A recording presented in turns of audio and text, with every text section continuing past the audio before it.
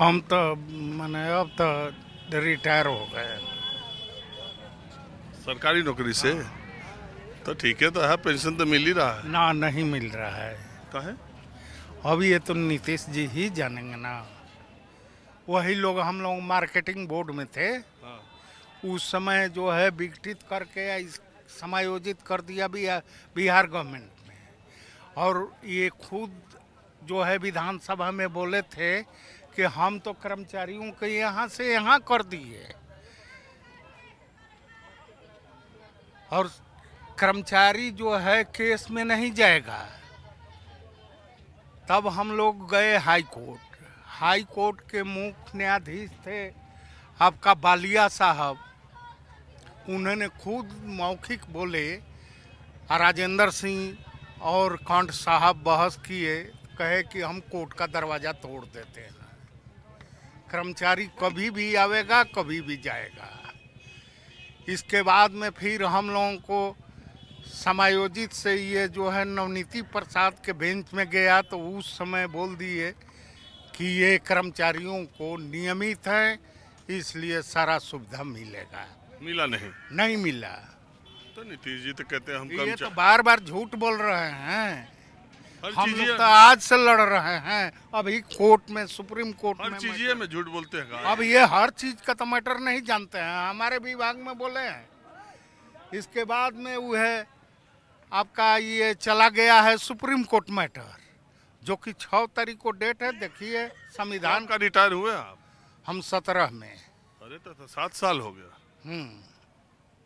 अच्छा एक बात बताइए, नीतीश जी जो अभी पलट गए और लालू जी से ईडी का पूछताछ हो रहा है, इसको लालू जी से मतलब नहीं है, ये आए थे इंडिया गठबंधन में, और ये जो हैं काहे पलटे, अब ये तो हम लोग नहीं जानते हैं। हम लोग तो नहीं जानते हैं। बीच में बोले कि परिवारवाद तक, क्या परिवारवाद से ही तो ये भेंट करने गए थे? क्यों गए थे? नहीं ना जाना चाहिए था। तो अब क्या होगा इंडिया गठबंधन? अभी तो, अभी जनता में सब अभी ठीक है। इंडिया का भले ये लोग कहें, कुछ लोग बोलते रहे, वे लोगों का तो पॉलिटिक्स करना है, या नहीं अगर करेंगे तो उन लोगों का दाल रोटी चलेगा नहीं, इसलिए जनता अभी ठीक है। किसके लिए? किसके लिए? इंडिया गठबंधन के लिए। लोग तो कह रहे हैं कि नीतीश जी अरे चलेगा। लोग नहीं कह रहा है, खलसा ये मीडिया लोग और ये क्या कहलाते हैं, ये लोग बोल रहे हैं आपका, ये नेता लोग कुछ विरोधी दल के उसका, वे लोग तो बोलेंगे ही, नहीं बोलेंगे तो कैसे चलेगा उनका काम? गठबंधन इन्हीं पर था, इन पर नहीं न था। इन पे थोड़ी है, ममता बनर्जी भी तो ममता बनर्जी भी तो, ये कैसे, हम पूरा देश का नहीं ना हम जानते हैं। हाँ, बिहार के बारे में बताइए। बिहार के विषय में तो ये आरजेडी या कम्युनिस्ट पार्टी और कांग्रेस से तो बचा। हाँ, तो यही सब न था, तो ये तो बाद में आए थे, उसी समय मिले, और किसी तरह से हमको मुख्यमंत्री चाहिए, मुख्यमंत्री के कुर्सी पर, और फिर मुख्यमंत्री के कुर्सी पर गए। गठबंधन तो टूट गया छोड़ो ना। गठबंधन, तुम क्या करते हो?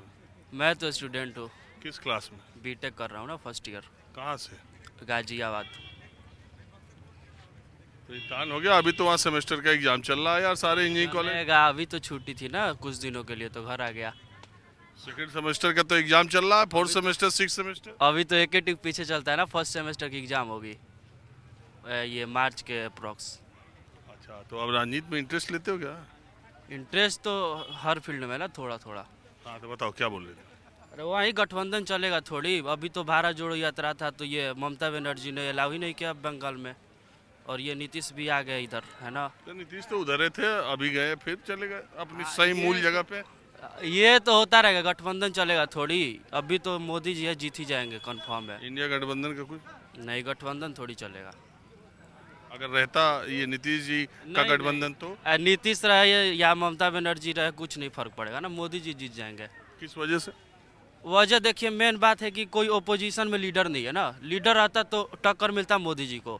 काम किया इन्होंने, लेकिन एजुकेशन पे काम नहीं किया है। एजुकेशन पे जो टैक्स लगती है सिर्फ इंडिया में लगती है और कहीं नहीं लगती है ना।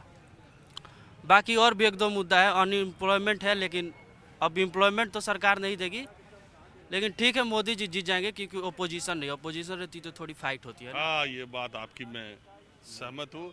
देखिए, सत्ता पक्ष से ज़्यादा ये विपक्ष के लिए 2024 का इम्पोर्टेंट चुनाव इसलिए है कि बहुत लोग कहते हैं कि देश के राजनीतिक हालात उसी तरह के हैं जैसे इंदिरा गांधी के ज़माने में थे, लेकिन इंदिरा गांधी के ज़माने में विपक्ष के नेताओं के जो चेहरे थे, उनकी जो राजनीतिक पॉलिटिकल क्रेडिबिलिटी थी, उनकी जो इमेज थी, उनकी जो पारदर्शी या सार्वजनिक जीवन विचारधारा वाला था, उन नेताओं के मुकाबले इस वक्त के विपक्ष के नेताओं में वो कमी देखी जा रही है। उस वक्त के नेताओं में जयप्रकाश नारायण और जॉर्ज फर्नांडिस, मधु लिमय, राज नारायण, चंद्रशेखर जी, इस तरह के लोग थे।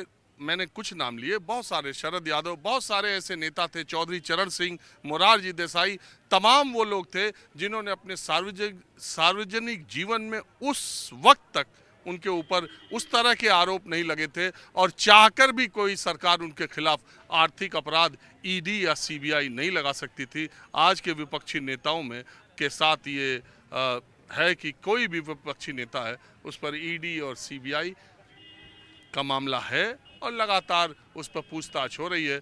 तो ये भी एक विपक्षी नेताओं का बड़ा कड़ा इम्तिहान 2024 के चुनाव के लिए है कि विपक्ष, और किसी भी लोकतंत्र के लिए सबसे खतरनाक बात यही होती है कि उसका विपक्ष कमजोर हो। कुछ और लोग हैं, यही बातचीत करता हूँ, फिर आपको बक्सर के अलग इलाकों में ले चलता हूँ।